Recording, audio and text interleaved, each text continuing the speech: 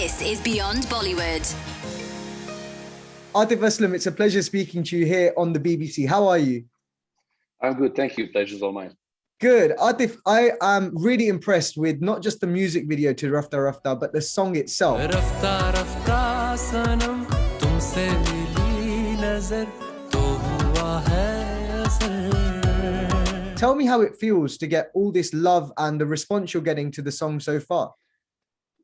Feels great. I mean, I don't believe in numbers, but yes, we're trending at the moment, and fans from Pakistan, from India, from Bangladesh, all across the globe. I mean, that's a lot of love coming in, and I'm very thankful for each and every single like and each and every single comment that they have given. So I love them. I just want to tell them.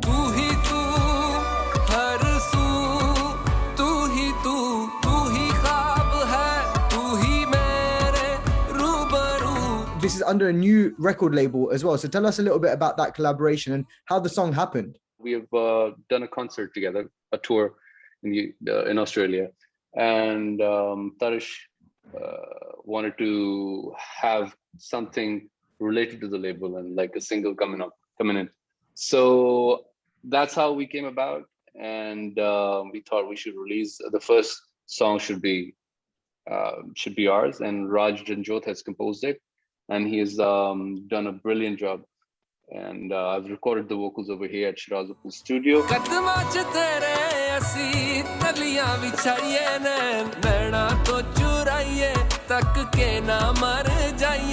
That's so encouraging to hear, especially for like young music producers or new labels, that an artist of your caliber who's had so many years in the industry is still willing to work with people who are in a very nascent stage of their career. You know, you're saying that Tarish is a relatively new label, and yet they felt comfortable enough coming to you with your status and you collaborating with them. That doesn't happen too often, Atif.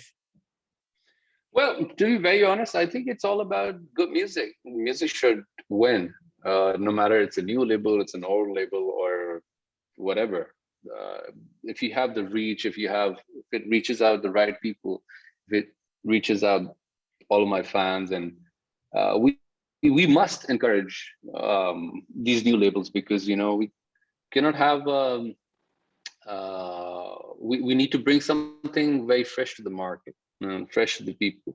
So which is why I think it was very important for me as well to sort of encourage him and take his first step. So if there's a bedroom producer listening out there, or a writer who's writing in the back of his notepad while he's at school, it's okay for him to get in touch with you then. Of course. I mean, I'm always welcome. I'm always sort of welcoming these artists, the new people coming in, the new artists, the new producers, the new directors. I'd love to work with them, and I take pride in my work, and it's not very tough to work with me. So you know what I love about the music video is how cinematic, how theatrical, how grand it is as well. What was the vision when you set out to make that music video, and how much of an input did you have in how it's turned out? So I wanted to showcase the beauty of Pakistan, and yes, we've always seen these international videos looking at looking very grand and very niche, and the landscapes are huge and stuff. So I wanted to introduce all my fans to the beauty of Pakistan. We shot it in Gilgit-Baltistan, in some amazing locations, and no one could tell that it was Pakistan. It was the beauty of Pakistan. So I wanted to showcase that, and plus I wanted to go for vacations as well, because it has been a very long time. So I wanted to do that as well. So, yeah. So you tied it in together. You got a bit of a vacation and a music video shoot out of it as well. That's right. But you did have one of Pakistan's top actresses keeping you on your toes as well, because Sajal Ali is one of the best actresses in Pakistan right now, and you had to make sure you express just as convincingly as she did in that music video.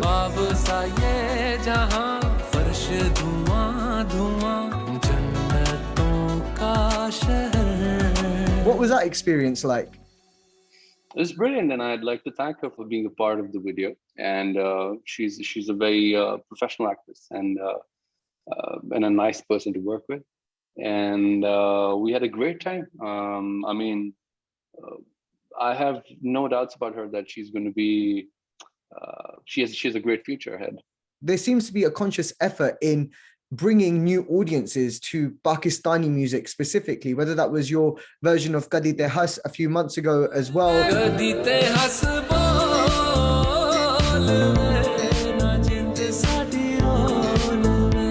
Okay, to be very honest, yes, you've been working for 16, 17 years, and you really want to experiment with your sound.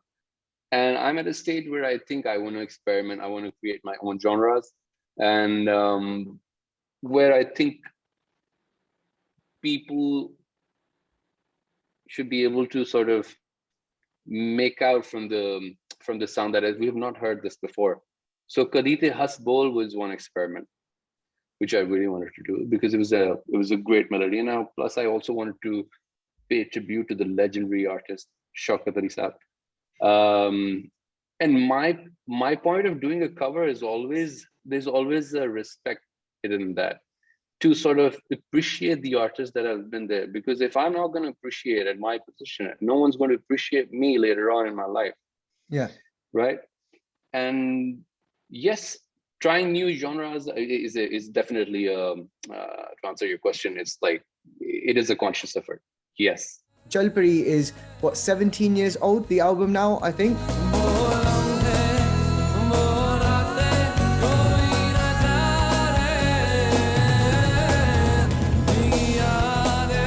Jalpari today still sounds as good as it did back then.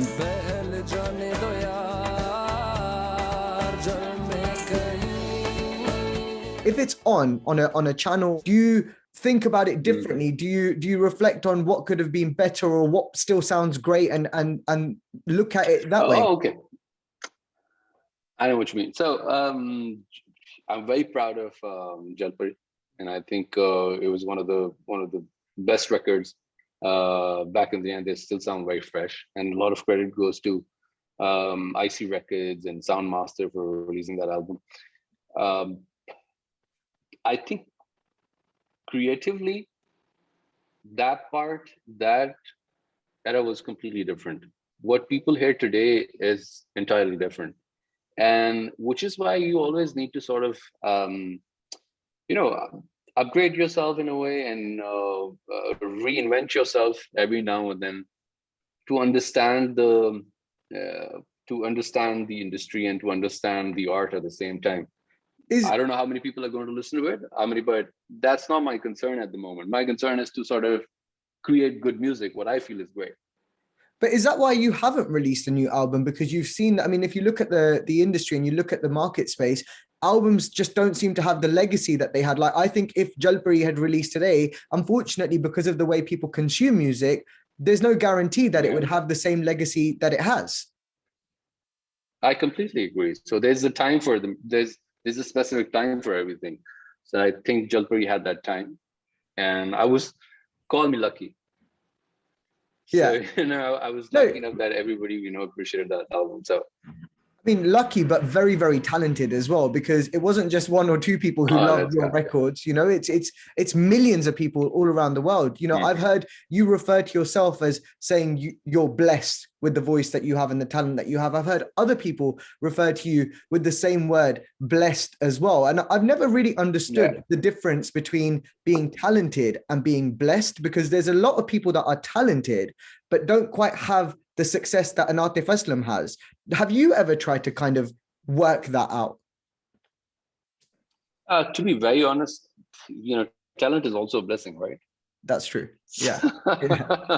So, I mean, without him, nothing happens. Uska ishara hota hai, to hi hota hai sab kuch. I don't think it's possible for anybody to just be talented. I mean, there are a lot of people who are more talented than Atif Aslam, but they have never gotten this sort of respect. But I mean, I admire their work. I appreciate their work. But there's a verse in the Quran. To just go up, I don't want to misquote it, but sorry if I'm misquoting it. Lekin wo वो जिसे चाहता है उसको इज्जत अता करता है और जिसे चाहता है इज्जत अता। So basically, it's in Allah's hands. Whatever he has planned for me, for the people, and if he has blessed me, trust me, to be very honest, there's a lot of responsibility as well. It doesn't come easy. I mean, it looks very easy, but it's not easy at all. It's a huge burden. It's a huge it's a big deal. What is that burden that you talk about? What is that burden that comes with this? Okay, so technically speaking, when there's a label involved, you know, they would obviously the label would come in for numbers, right? They would want numbers and they would want their publicity and they would want to be this thing called the number one label. Yeah. Right. But for an artist like me, I believe that I don't consider myself as someone who is number one. And there's no thinking in my head that there's something like that called number one, being on top and stuff. I think everyone is replaceable. So when they call in and when they sort of have you on board, you know, it is kind of your responsibility to sort of give your best. So that burden is automatically there. That, you know, okay, fine, you have to give your best, and you gotta have, you know, projects like Raat, they're my heart.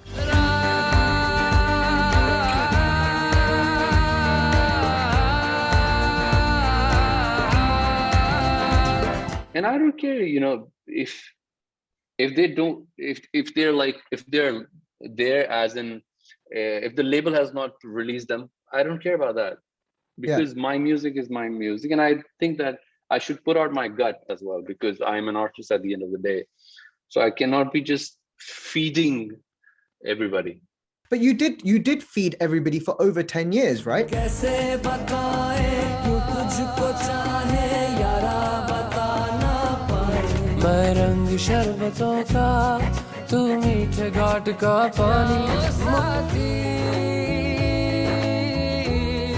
Like the Bollywood roller coaster was you essentially feeding people what they wanted. The labels were, you know, I mean, I wonder if certainly post 2016, you've had a chance to look back at that roller coaster you were on. Does it feel like there was a level of authenticity that you couldn't quite put forward because you were, to a certain extent, being controlled by labels, no?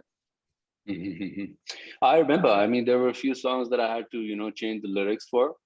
And I really felt really, you know, bad about it. I didn't want to do that, but yes, I had to because of some reasons. But which is why I say, you know, there's a lot of burden and responsibility at the same time. When there's a difference in doing your own work and doing it for somebody else. Did you enjoy that journey, Atif? To be very honest, I loved that journey because it has taught me how to be more humble and how to be more creative and patient, and also try out the new genres, you know, and try out different studios in the world. Yeah. I don't think someone from here has ever recorded in that many studios and performed at, you know, in that many venues. And every venue and every studio has a different feel to it. But when I say the word Bollywood, is it bittersweet, you know, essentially? Because the thing is, you were ruling, and unfortunately for circumstances that are beyond anybody's human control, there was an abrupt end to everything. And now, over the last 2 or 3 years, I can tell you from my perspective, when I hear a chashni,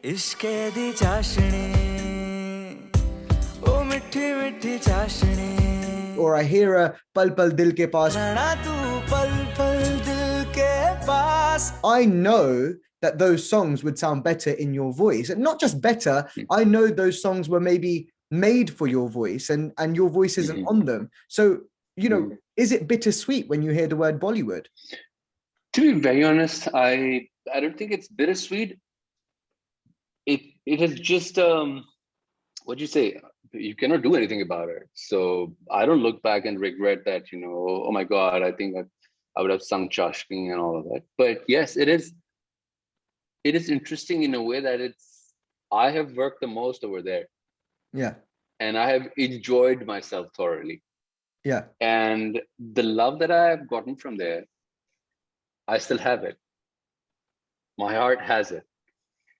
And it can never be bittersweet, because I'm a firm believer in the fact that if something is for me, it will come to me. Yeah. And if something is not meant to be, you should not have regrets. So it was not in my control to sort of stay back in Pakistan, right? Or to not to sort of sing for Bollywood movies. It was meant to be like this. And it's good if you accept certain things and embrace them. Because of the pandemic and because of lockdown, have you had a chance to sit back and not just reflect on one part of the journey, but the journey as a whole? And how has that process kind of been cathartic in a sense? Because you are kind of getting an opportunity to finally embrace and celebrate everything that you've achieved. You've never really slowed down to such an extent that you've had to in lockdown to be able to look back at it all.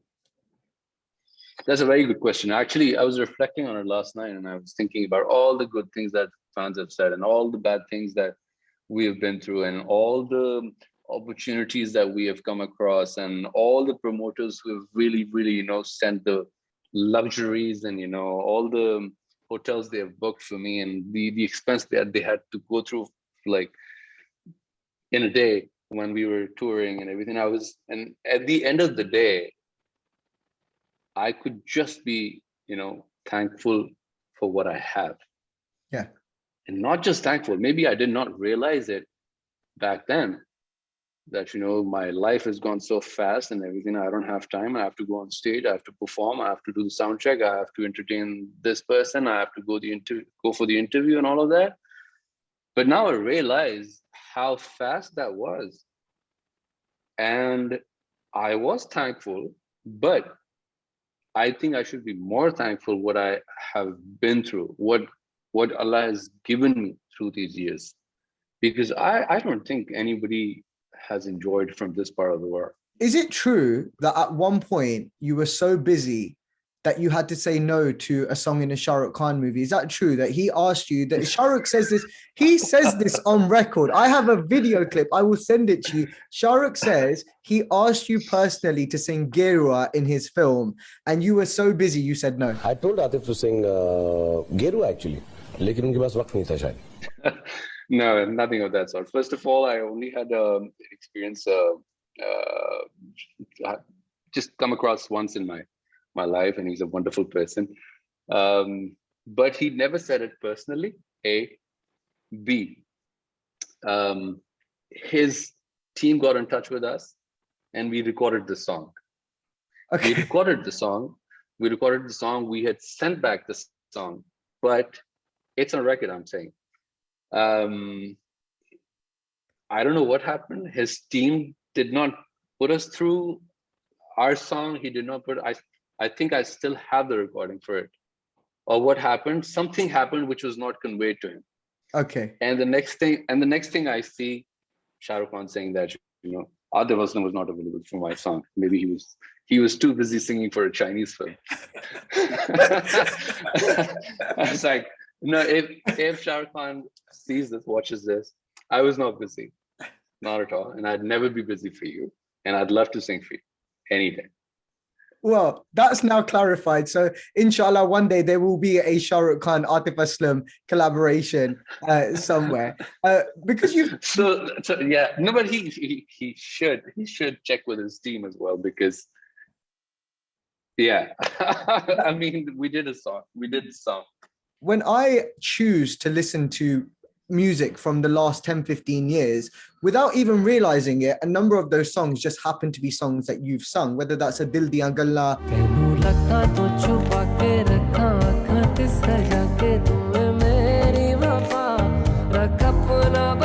or it's a Wo Lamhe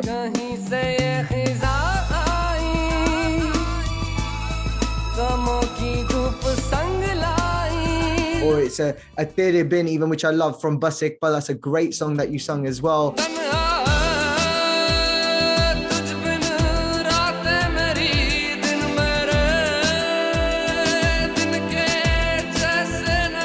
must not be able to go to many places without hearing your own songs, right? Like it must be rare for you to go to a wedding and your song's not playing, or a party and your song's not playing, or a shopping mall. I remember being in Lahore in Packages Mall, and it was the first time I'd been to a shopping mall where they play Bollywood music in the shops, because obviously in London they don't do that. And I think they were playing Pehli Nazar Mein maybe while I was buying a shirt or something.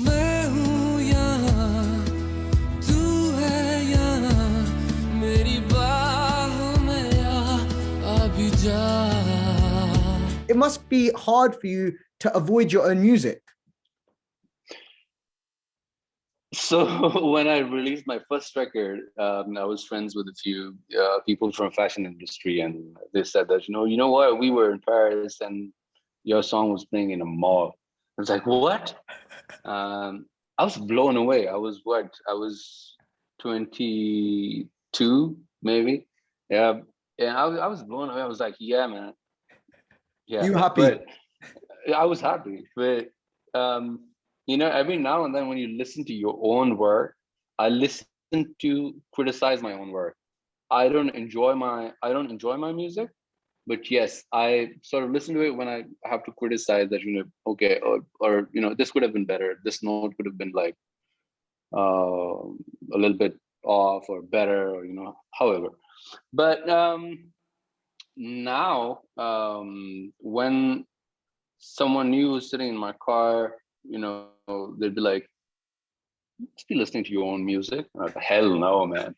I don't listen to my own stuff. What about when people ask you to sing it? Because I know you're a very good sport. Like I don't know if you remember this, but we were at a party in Karachi at Freya Altaf's house after the LSAs a couple of years ago. And you were the kind of guest of honor there, because you'd come from Lahore, and you were definitely the main guest there at that party. And you were so sporting when anybody asked you to sing a couple of lines of a song. And I remember Ahmed Ali Butt was there, and a couple of other people were there, and you were just really humble, and you never made it feel like you're being put out by doing this, And is it hard to maintain that in front of people as well? Because obviously people must be very demanding of you at times. Normally, I get a lot of invites, and I don't show up because that's by choice. Not that I don't like going to parties and stuff, but I'd rather, hang out with my friends instead of, hang out over there. So, but that, once in a blue moon, yes, I entertain myself as well, because it becomes a different experience for me, because I'm not used to that. And of course, when you know that your fellow colleagues are there as well, and they're requesting you to sing something, you feel good about yourself. And it always makes me feel great when, if I can make someone happy. I have a huge regret from that night. Don't worry, I'm not going to request you to sing now, but I have a huge regret. I was sat next to Mehwish Hayat, and you were singing, and I think you'd already said, this is my last song that I'm singing now, I'm not going to sing anymore. I was like, please do Dil Diya Galla, please do Dil Diya Galla. And Mehwish was like, look, we'll go to him, we'll ask him. And I was like, no, I felt a bit shy, I didn't come up to you. But no, I have that one regret from that night. So hopefully the next party in Karachi, I will not feel shy. And I'm going to sing this for you now, so okay. Dil Diya Galla karange naal naal baake, ਅੱਖ ਨਾਲ ਅੱਖ ਨੂੰ ਮਿਲਾ ਕੇ, ਦਿਲ ਦੀਆਂ ਗੱਲਾਂ ਕਰਾਂਗੇ ਰੋਜ਼ ਰੋਜ਼ ਬਹਿ ਕੇ, ਸੱਚੀਆਂ ਮੁਹੱਬਤਾਂ ਨੇ ਪਾ ਕੇ. That was absolutely beautiful. Thank you so much, Atif. Thank you for that. Atif, this year, and actually this summer, marks 10 years since your one and only acting job to date. Oh yeah, that's right. मैं तुम्हें लेके जाऊंगा. हाँ, जरूर जरूर. ओए, ऐसे क्या देख रहा है? हमारी बाजी jealous हो जाएंगी. Why have you not done more acting in the last 10 years? Yeah, I don't think I'm handsome enough.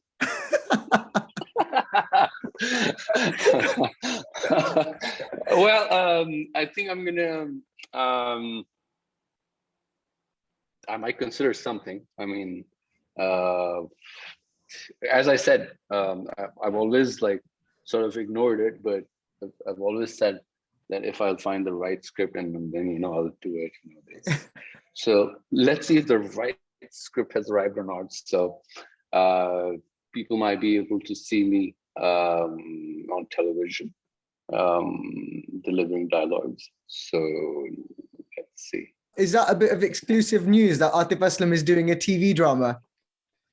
I don't know. I don't think so. I heard the rumors. I'm not sure about this, but shall we do it? Fans, come on. You got to tell me about this. Shall we do it? Karen kuch? Yeah, not good at anything, I think. No, I think also they definitely want you to do it.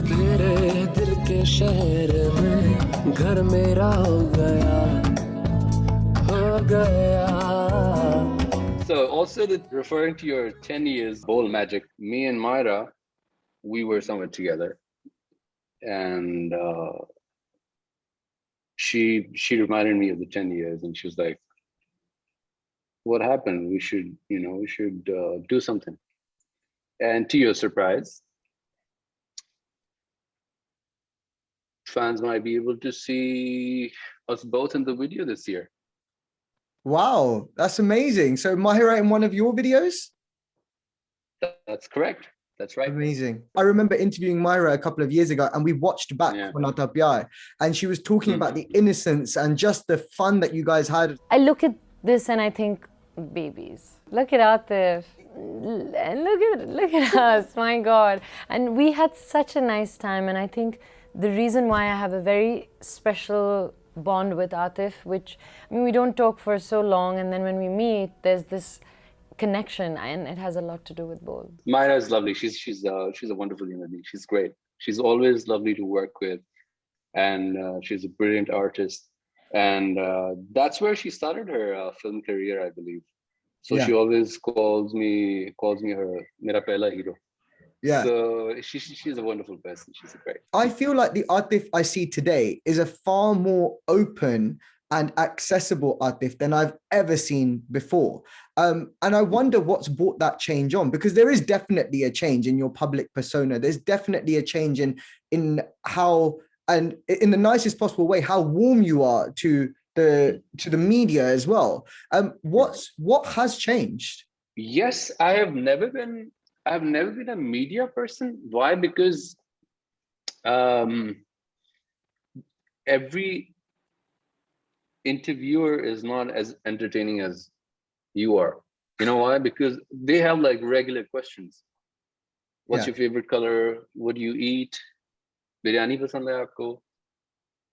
So how many times can I answer that? I don't want to answer that every now and then, right? Not to be rude to the media. I mean, जो कुछ आज मैं जो कुछ भी हूँ वो media की वजह से, they've been very supportive throughout the years, and my fans as well. But I choose my interviews very carefully. If someone approaches me, yes, my team decides, and I decide that whether we have to go ahead or not. I mean, and if it's entertaining enough, I'd love to do that. And trust me, I was the same person. I was busy doing my work. I was not busy boasting about it. Yeah, buying views on YouTube. Absolutely. Atif, it's been such a pleasure speaking to you. Thank you so much for your time. When can we expect the next music video now? Probably in a couple of months, or maybe sooner than that. And the acting debut? Well, the acting re-debut. I'm not sure. I'm not sure about that, if that's happening or not. So let's see. Let the fans wonder. Amazing. Atif, thank you so much. Thank you, Haroon. Thank you. Appreciate it. Thank you for having me. This is Beyond Bollywood.